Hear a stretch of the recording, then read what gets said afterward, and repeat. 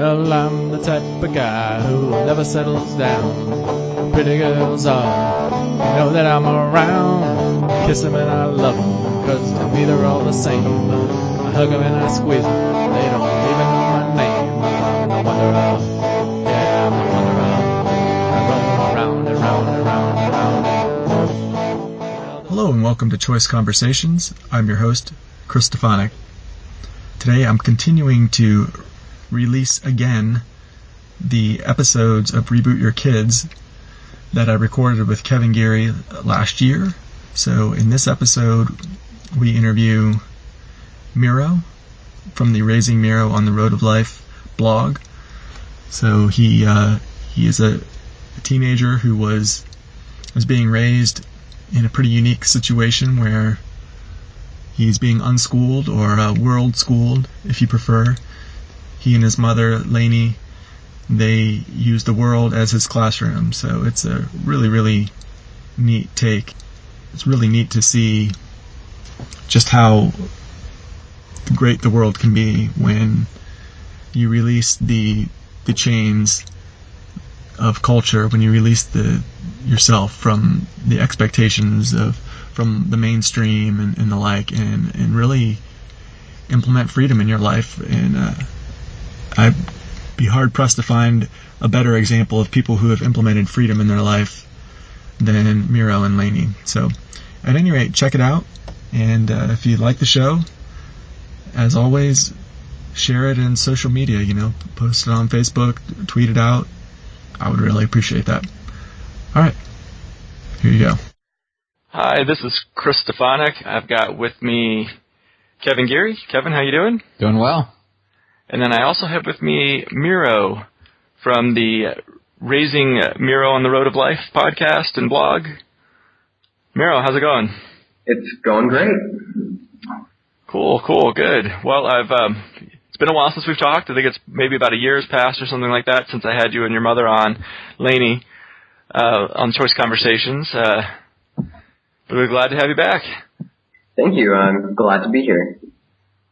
All right. So for the people that aren't familiar with your story, and you've got a pretty unique life going compared to what most people have out there. So I guess why don't you talk to us about your background and maybe your journey of how you got to this place where you are today? Okay, well, my mother and I left the United States about 5 years ago with plans to be gone for a single year. But what made this experience unique is when we left, we had no plans. We just had our backpacks and we decided where to go from there. And how old were you at that time? I was 10. Okay, so you're 15 now. Yes. All right. Math is good. Yes. I also had equal weight when it came to decision-making on our travels, which was a very empowering experience. And we took this journey initially because of an economic crash in 2008. But it turned from a family vacation into a lifestyle, which we live today. Before the crash, you were living pretty much a mainstream lifestyle. You were in like a traditional school setting. Your mom was working a job that looked a lot like other jobs people were working in the United States. Is that accurate? Yes, it is. Okay. And then did the economic downturn, I think the business she was working for maybe was struggling or went under? It was actually, she owned the business. Okay. And after the economic crash, we couldn't keep it up. So we decided to leave. Okay. Well, her owning the business might have had something to do with being open to some of these other things.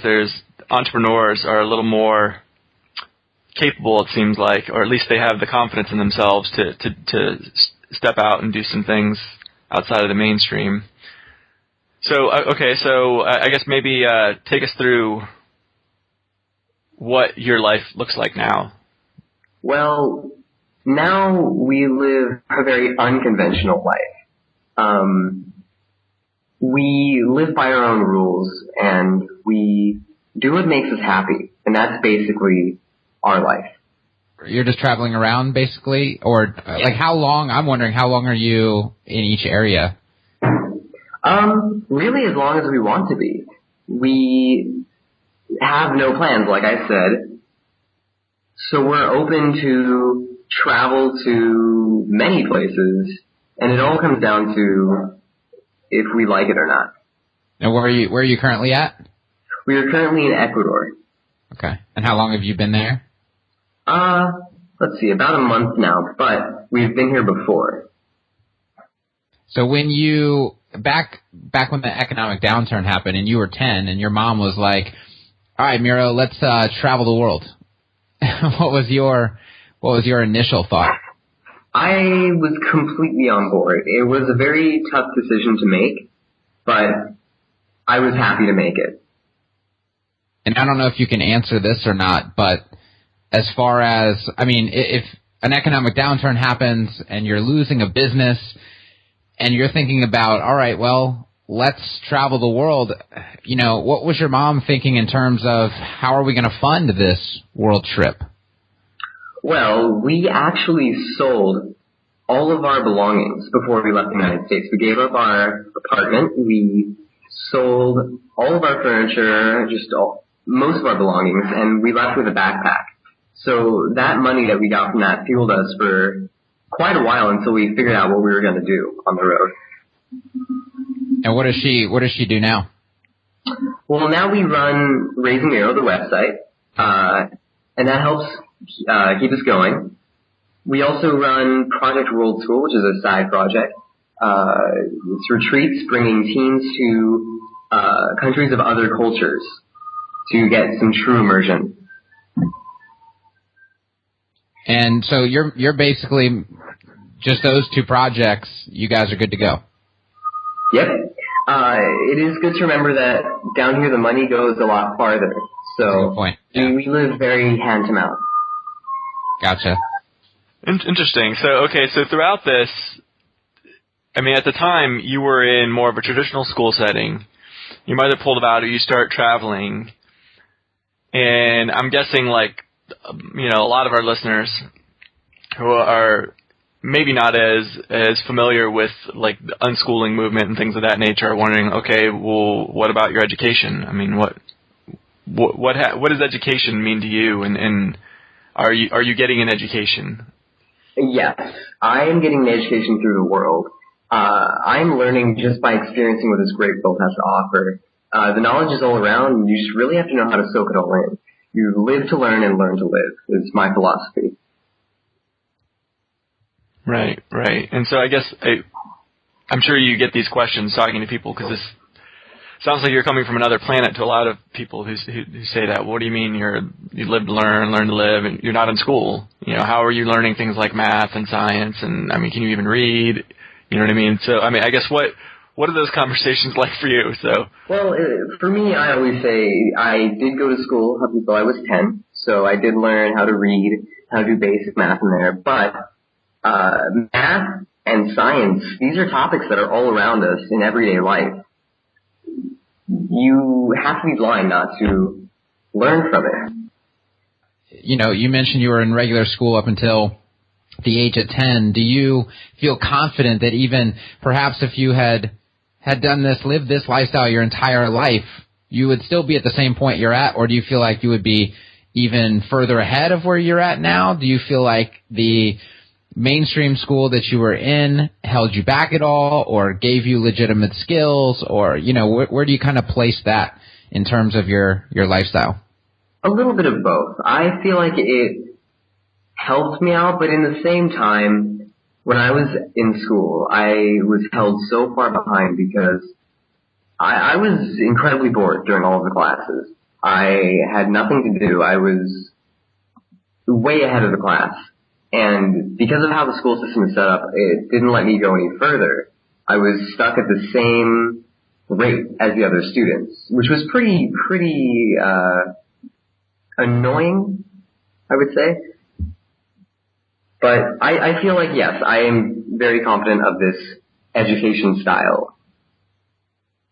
And you feel like even without the regular school, you would still have learned to read, you would still have learned to do math. Almost certainly. Yeah. Okay. And as far as your attitude in school, you said you felt like you were, you know, there was a ceiling, like you couldn't go as fast as you wanted or as far as you wanted just because of the way the school is set up. What did that do to your behavior, your attitude towards school when you were in school? Did you, like you said, you were bored? Does that mean you just didn't do your work? You didn't feel like, you were just kind of disengaged? Well, I or was did you actually as do the work and A's and just kind of play the game? I'm just curious. Yes, it was the latter. Okay. I was very engaged, but only as engaged as they could keep me. I was finished before all the others, and I mean, it was kind of good because it gave me a couple extra sleeping hours every day. But besides that, I wouldn't really vouch for it. Yeah, I remember when I was in high school, I used to, every study hall, I would just sleep. And then as far as homework, I would be doing homework from one class while I was in another class. Because I could easily, they were moving at such slow pace, I could take in what the teacher's saying while doing my homework from the previous class, without needing to just fully concentrate on the lecture or whatever. So my personal experience was, I don't know if, I felt confident in some classes, and then in some classes I felt like the teacher wasn't able to teach in the way I needed it to be taught for me to understand. So it was I felt smart in many classes and I felt dumb in other classes. And what that caused me to do was play the game in some classes and not play the game in others. And so, I think that averages out to a C. And I just kind of coasted through. So I would nap in the classes that, I felt were too tough, actually. I didn't want to try because I wasn't connecting with the teachers or the curriculum or the way it was designed. So, I just kind of did the give up thing. And then in the classes where, I felt very confident, I just did the work, got the A's and went on with my life.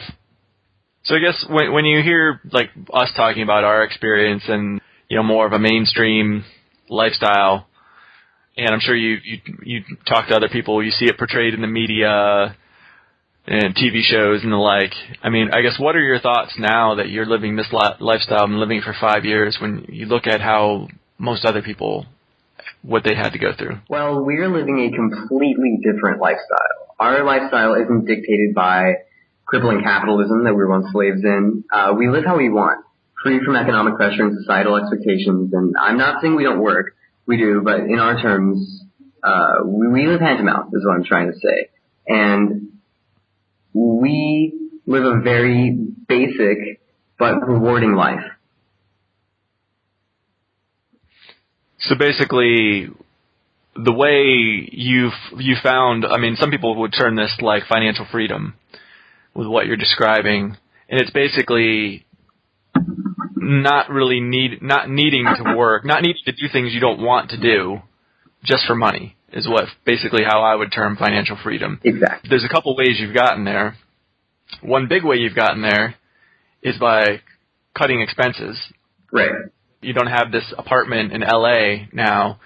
You're moving to places where US dollars go a lot further. So that's a big component of it. And then the other component is just making money off things you like. Your mother enjoys talking about this lifestyle and blogging about it, and so she has her website and she makes money off of that. And you have these projects with the unschooling, running retreats and the like, which I'm pretty sure is pretty enjoyable for the both of you, getting to meet other people and share in these kind of experiences and learn together. So that was another way you're making money off doing things you like, and that's enough because you've cut your expenses to the point where now it's enough. Does that kind of capture what it is you're saying? That perfectly captures it. And so, I mean, I don't know. I'm trying to imagine what somebody who didn't have as much programming as I had when when they would look on the world and see this now. You're being exposed to these concepts and living this lifestyle in a way that I'll never have the chance to, having only been learning about these things after I was past my formative years and the like. So I mean, I'm just wondering. I mean, I know what it's like when I look at people that are still, I call it locked in the matrix, and they don't realize that they're they're stuck in these patterns and they're not really taking control of their life. They're locking themselves in a cage. I know what I feel like, but I mean, I guess I don't know. I would wonder what you feel like when you look at this. What is your thoughts on that? I think people really aren't living their lives to the fullest nowadays. I agree that people are locking themselves further and further into a cage that they think, oh, well, I will appreciate this later in life. But why have that mindset when you can enjoy life today? Why would you do that? That's my perspective. Is there anything that you miss? Is there anything that you look at in terms of a mainstream lifestyle and say, well, I might like to have that? So there's what are the downsides to the way that you're living right now?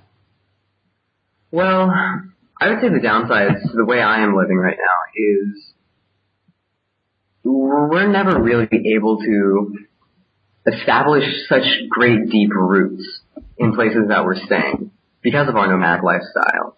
And you mean mostly like relationships? Relationships, building a desirable community, things of that manner. Which is also why we started our side project, Project World School, to kind of help fill that void, not only for us, but for any party interested. But it would certainly be the community that is not there. Mm-hmm. And why don't you talk a little bit about Project World School and maybe how that fills that void for you? So Project World School brings teens unschooling and world schooling, or even homeschooling, to countries of different cultures so that they can experience full-on immersion. But it's not only that, it's also a learning community where multiple teens who are peers come together and create kind of a learning loop. And we found that works great when it comes to learning. So that is our project. What do you mean by a learning loop? Like feedback. We find that teenagers and, well, just anybody really, peers of each other, learn better when they learn together. Does the project have a website? I wanted to check it out real quick. Yes, it is projectworldschool.com. Could you maybe walk us through like a sample, an example of what one of your projects would look like? Okay, so back in June of this year, we held a retreat up in the Andean region of Peru. We had 4 teenagers come down, and we experienced all of the things like Andean mysticism. We had all these different workshops. We learned about Andean permaculture. We learned about cooking. We learned about all of these things. We learned about Andean music. We learned about all of these things in the Andes. And we had experiences together, and we learned naturally. And that's really what it's all about. So we would do all of these experiences and activities, and then we would go home, talk about it, and we would create this feedback loop where we would bounce these experiences off of each other, and we would learn about different perspectives, really. So I'm imagining that might be something like you go out to experience some of the local music, maybe you're dancing, and you take it in, and then you go back and you sit back and talk about what you may have learned with each other. And did you notice this? Or how about that? And is that maybe is that what it would look like? Yes. Okay.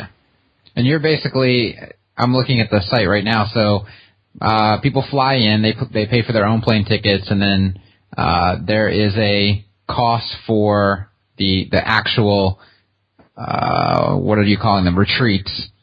So are you staying in a hotel, or how does that all work?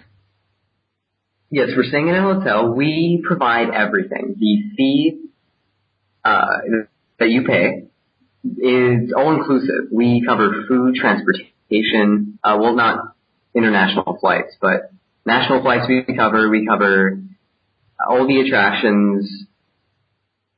It's all inclusive, is what I'm trying to say. And so you and your mom just set this up? You organize it in the area that you're living in, and bang, start getting people to fly in? Exactly. But it does take a lot of time of coming to a place and learning about all these things that we can do. It takes a lot of time to set up, really. Right. So this is like your school now. Because I was wondering, with unschoolers and I guess world schoolers too, one of the big things is just being with other people, right? That you don't want to learn alone all the time. And when you're traveling around the world, obviously, like we already talked about, you're not establishing roots really, and you're not really developing long-term relationships with the same people. You're always meeting new people, probably, but you're not, familiar with a certain group. So I think this is a great idea to bring in people. Hey, let's kind of build a school wherever we go, even if it's just for 14 days or a month or something. Exactly. That was the idea. We wanted to do this kind of to fill that void, because there's not really anything for the teen demographic, the unschooling teen demographic. There's nothing there. Right. Which is another reason why we decided to do this. Cool. Very nice. And it's also teaching you all about being an entrepreneur, which is being an entrepreneur is encapsulates all these different skills have to come together, managing different things and finances and keeping track of budgets and stuff like that, and marketing and the like. Yeah, what a wonderful hands-on way to learn. How much is Miro, are you involved in all the planning and everything versus your mom? Are you kind of 50-50 on this? Yes, it is 100% 50-50. Nice. We are co-producers. We do this together. And that was the entire idea when we started.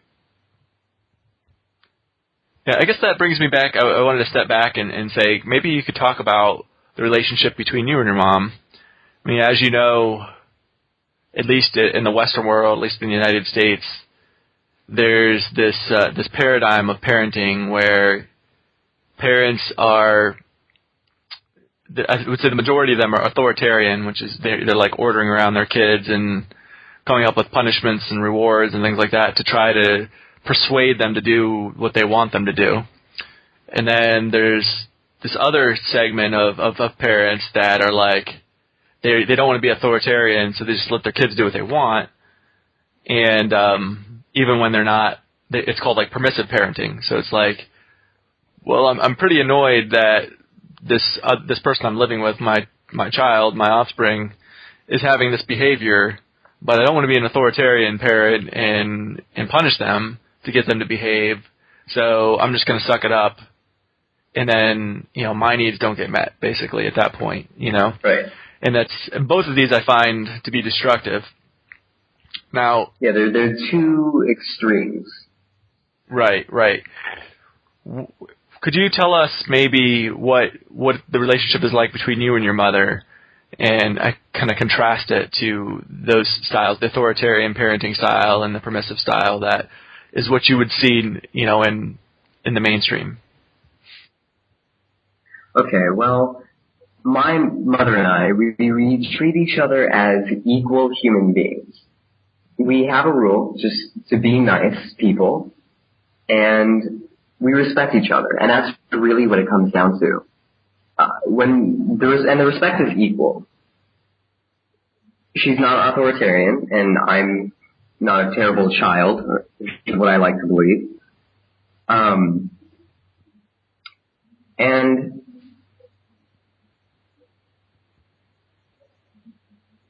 I think that's really how it should be done. There shouldn't be any separation between the parent and the child.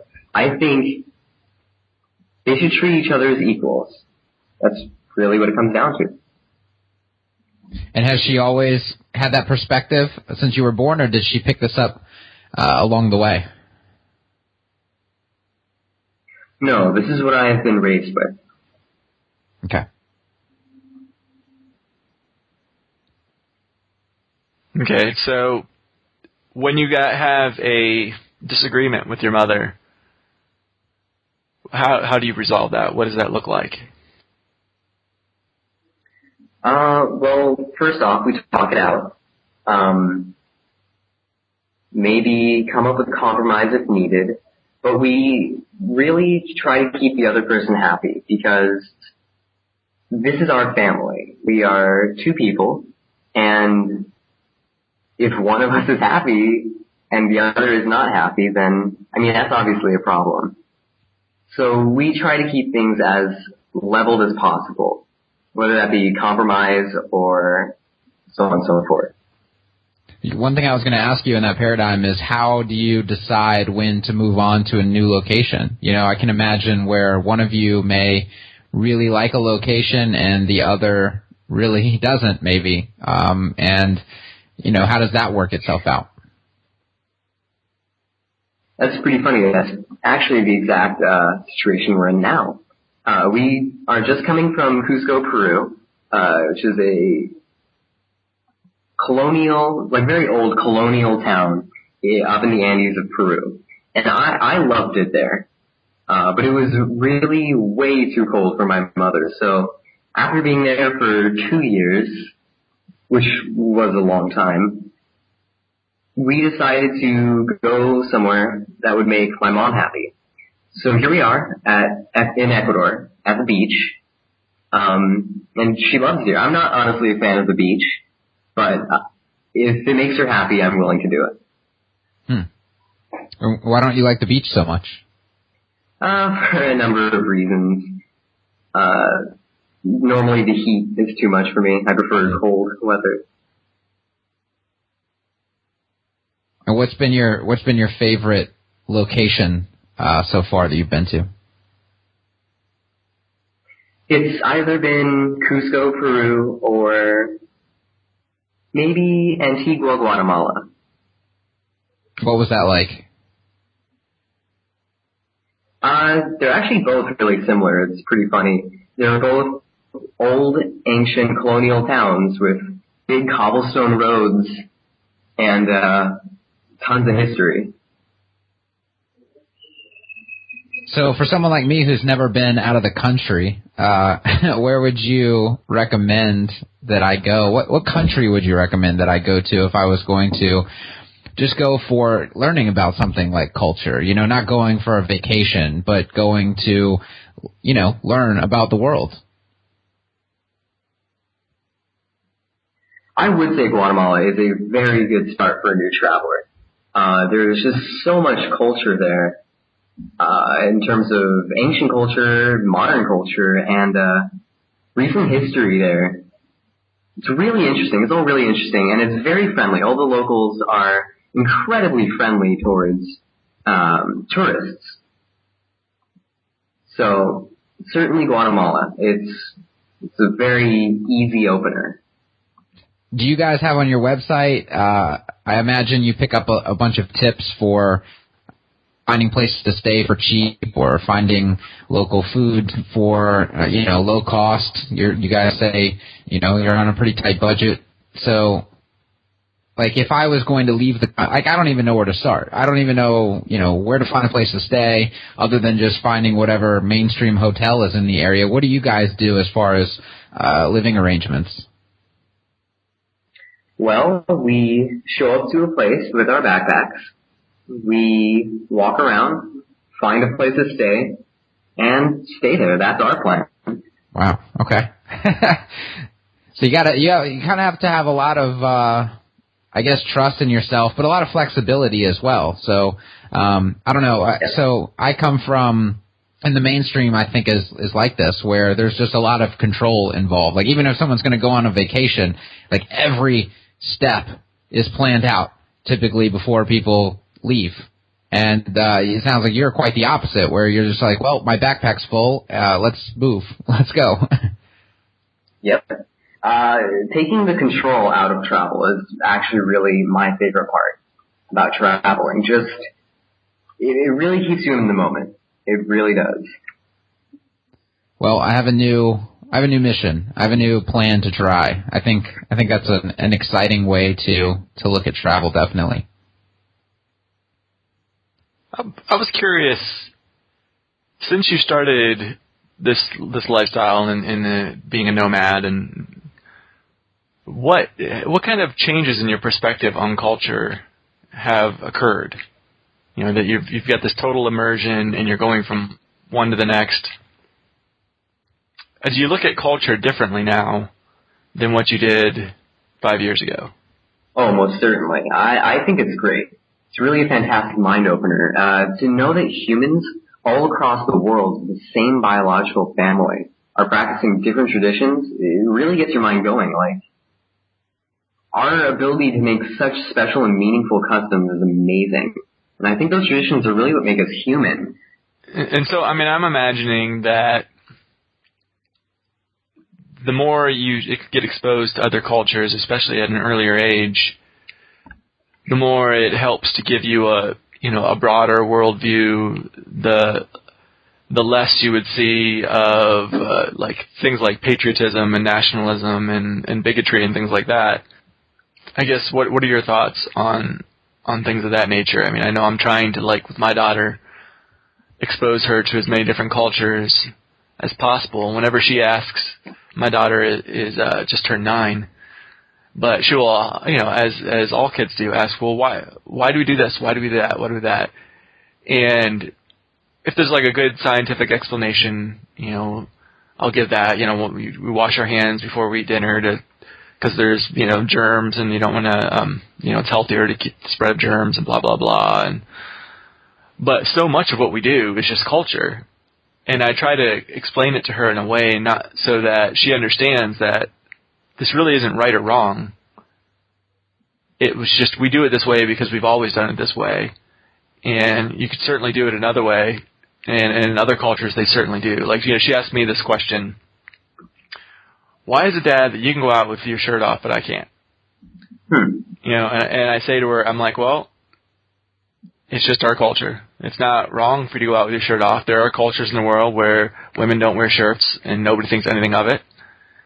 It's just this thing that has developed over the years, and it's just the way people do it now. And I explained to her, and I'm like, no, you can't, because there are laws that Daddy will get in trouble with the law if you're running around without a shirt. But but I want to make it clear that when a lot of culture is just like bullshit. We do it this way because we've always done it that way, and there really isn't a good reason for it. So, and I want to make it clear to her where those places are. That there really isn't a good reason for this other than it's just a tradition, like you said. So I guess, I mean, as you listen to me talk about that and your experience with culture, I mean, how do you see kind of the things I'm talking about, or what are your thoughts on that? Oh yeah, the cultural gap is astounding. It really is, between the U.S. and all of its neighbors, especially. I found that here in South America, the culture is a lot more laid back. And what I mean by that is people never really show up on time. They kind of just live their lives how they want to live their lives. And I think that's great. So, explaining culture is kind of an odd thing. Right. Because in the United States, if you don't show up on time, that is viewed very negatively. Where in some cultures, it's just expected, and nobody really thinks anything of it. Exactly.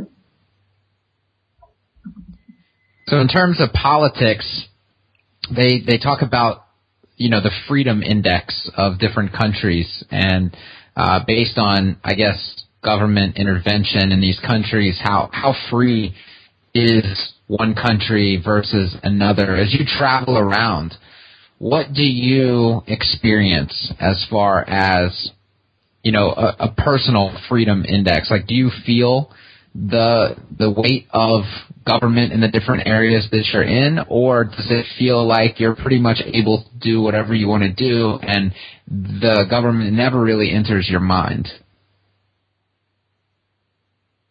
Well, especially in Latin America, I would say the government is normally pretty laid back, but I feel the U.S. government has had a lot of intervention on all of Latin America. So it's not really, for example, I'm in Ecuador. It's not really Ecuador's government that I feel the pressure of. I feel the U.S. pressure, especially because Ecuador is on the dollar. But it's funny how even though I'm on a completely different continent than the U.S., I still feel such immense pressure here. Could you explain to me, give me like an example of how you're feeling pressure from the U.S. government while in Ecuador?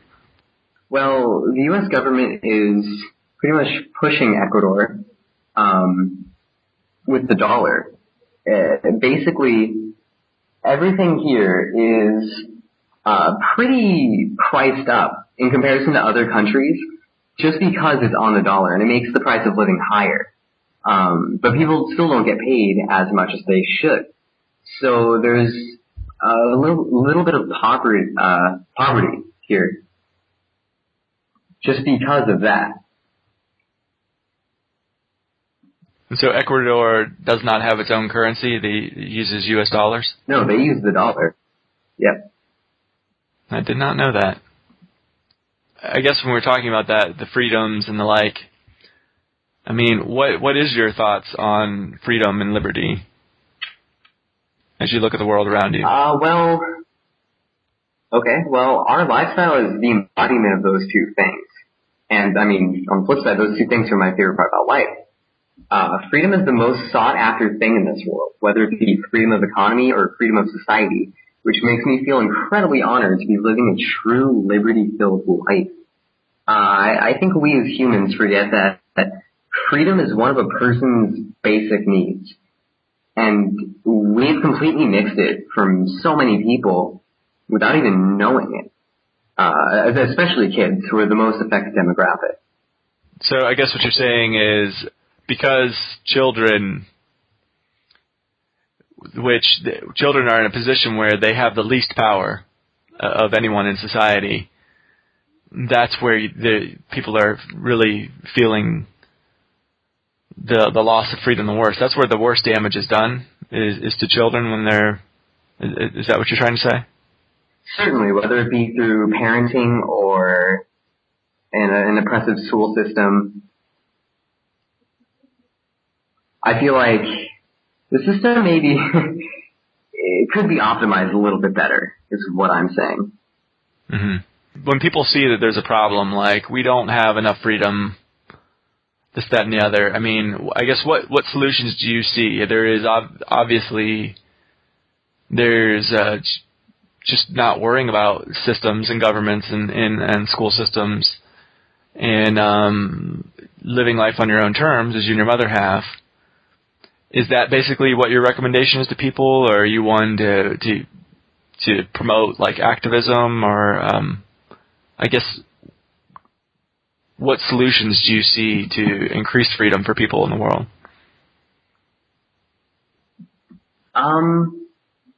Really to just do what you want to do, and by any means possible, make that happen. Live how you want to live, and do that by any means possible. Don't wait. Why wait to enjoy life when you can enjoy life today? And I know I've said this before, but it's true. People forget that this moment is the only moment there is. So kind of try and break free from that rat race. Okay, so, I mean, a lot of people say, well, we're not going to have freedom till we get, the Democrats out of office, or, or we're not going to have freedom till we get this initiative pushed through, or this, that, and the other. Are you one, what is your perspective on politics? I think politics is a whole other way of keeping the freedom out of life, because none of that really matters. You can just leave and go experience the world. But politics, it doesn't affect your life unless you let it. And I think it's just a little bit ridiculous when people say, oh, I can't have freedom until Democrats are out of office, or so on and so forth. People need to live their own lives. Would you say, is it like your opinion that basically spending time on politics, worrying about it, helping people campaign and things like that, you would just say that's basically a waste of time? Just take control of your own life. Don't worry about other people. You can do a lot more for your life than Obama can. Exactly. If somebody takes control of their own life, if we all take control of our own lives, there won't be a need for a government in the first place. And I'm just saying, it'll all become irrelevant. We need to take care of ourselves because only you know what you need as a person. Right. Yeah, I'm a fan of small government. The smaller, the better. So if we could push the government down from the federal level to the states, that's better. If we could push it from the states down to the counties, that's better. From the counties to the cities, down to the point where it's down to each individual person. We're all just governing ourselves. Right. So if smaller government is better, then no government is surely the best. That's my logic. I don't know how we get there, but I recommend to people to seize control in their lives. When I talk to people, I'm like, going and voting is going to have no effect on your life. That's disempowering, and that's the powers that be want you to channel any anger, any discontentment you have with the status quo. Channel that discontentment into the ballot box and say, okay, well, I did my part, I cast a vote, rather than actually getting out there and changing the status quo by changing how you live your life. And it's they've used politics to trick a lot of people into taking away their power. I agree completely. It's like you're voting for somebody new to control your life. Right. When you can easily just go and control it yourself. Right. Yeah. Yeah. If you give it any kind of rational, logical review at all, it is ridiculous, like you said. So, well, we don't have a lot of time left. I guess, what are your plans? What are your immediate plans? And then, I guess, looking out in the future, what are your plans going forward? What goals do you have for yourself, or collectively with your mother? Well, I've set the bar pretty low. I would like just to simply live a happy life. We'll see what I do in the future, but I'm honestly just content to joyously roam the world and nothing else. Just living a great life.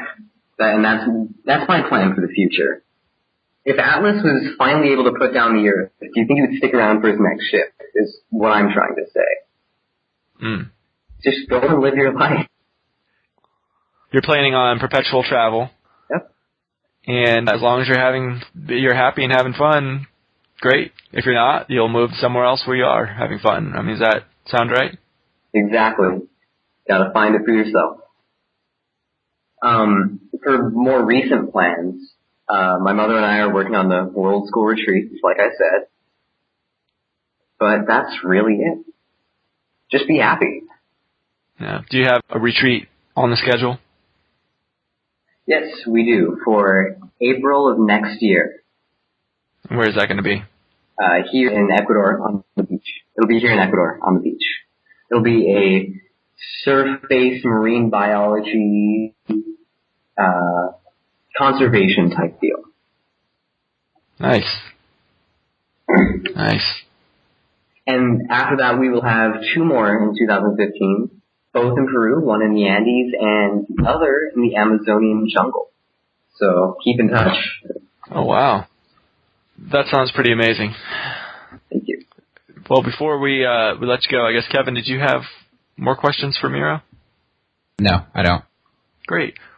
Why don't you tell the listeners where they can find out more about the stuff you and your mother have to offer, and all the interesting blogs and podcasts and the like that where we can learn more about what you're doing?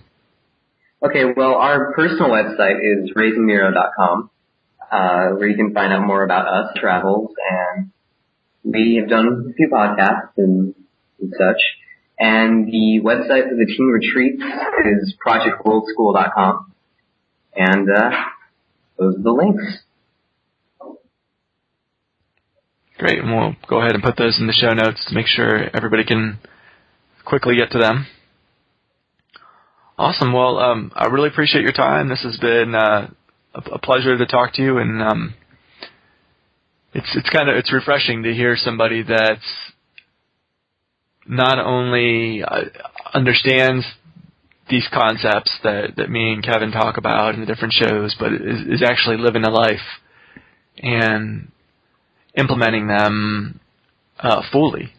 Taking it down the whole way, diving in the entire way. So none of this just wading in 3 inches into the water stuff. So yeah, and to see how much success you're having and how happy you are. So it's uplifting for me to talk to somebody like yourself. So thank you. Yeah, and thank you. It was great being here. Thank you for having me.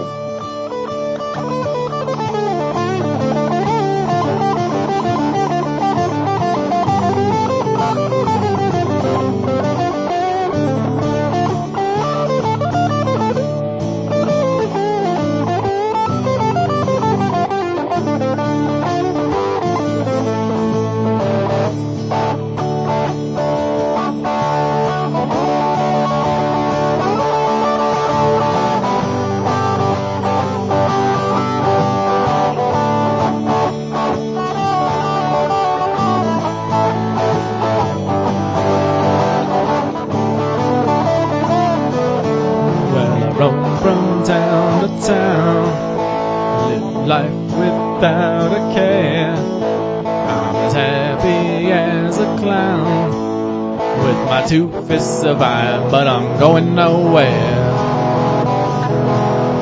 I'm the type of guy who never settles down. The pretty girls are, know that I'm around. Kiss them and I love them, 'cause to me they're all the same. I hug them and I squeeze them. They don't even know my name. They call me the Wanderer. Yeah, I'm the Wanderer. I roam around and round and round and round. Yeah, I'm the Wanderer. Yeah, I'm the Wanderer. I roam around and round and round and round. One more time, 'cause I'm the Wanderer.